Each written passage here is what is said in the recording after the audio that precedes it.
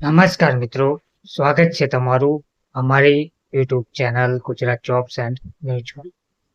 મિત્રો, સરકારી કર્મચારીઓની વિવિધ પડતર માંગણીઓના ઉકેલ બાબતે મહત્વના સમાચાર સામે આવ્યા છે. પડતર માંગણીઓના પ્રશ્ને રાજ્યના કર્મચારીઓની આજે ફરીથી હડતાલ જોવા મળી રહી છે. વિવિધ પડતર માંગણીઓના પ્રશ્ને રાજ્યના કર્મચારીઓની બુધવારના રોજ ફરીથી હડતાલ કરવા જઈ રહ્યા છે.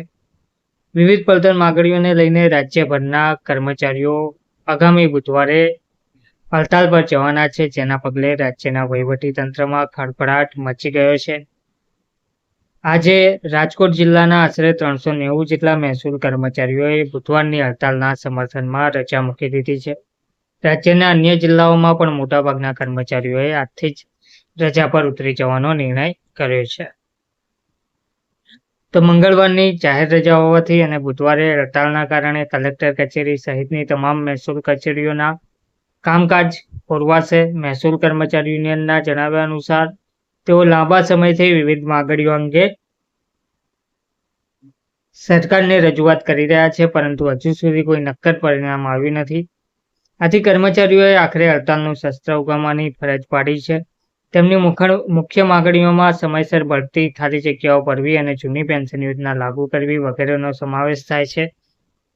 તે દરમિયાન તલાટી દ્વારા અગાઉ કરવામાં આવેલી એક રજૂઆત અંગે પણ માહિતી સામે આવી છે, જેમાં સરગ્રસ્ત મહિલા કર્મચારીના સ્થાને તેમના પતિની બદલીને લઈને મહેસૂલ વિભાગના નિયમોમાં વિસંગતતા હોવાનું જણાવાયું છે. આ બાબતે વિભાગ દ્વારા કરવામાં આવેલ ઠરાવમાં પણ સ્પષ્ટતાનો અભાવ જોવા મળી રહ્યો છે, જેના કારણે કર્મચારીઓમાં અસંતોષ પ્રવર્તી રહ્યો છે. તો હડતાલના પગલે સામાન્ય નાગરિકોના મહેસૂલ વિભાગને લગતા કામો અટકી જશે તેવી શક્યતા છે. સરકાર દ્વારા તાત્કાલિક આ બાબતે યોગ્ય પગલાં લેવામાં આવે તેવી કર્મચારીઓ અને અરજદારો આશા રાખી રહ્યા છે. જો સરકાર દ્વારા કર્મચારીઓની માંગણીઓ પર સકારાત્મક વિચારણા કરવામાં નહીં આવે તો આગામી દિવસોમાં આ હડતાલ વધુ ઉગ્ર સ્વરૂપ ધારણ કરી શકે છે. ધન્યવાદ.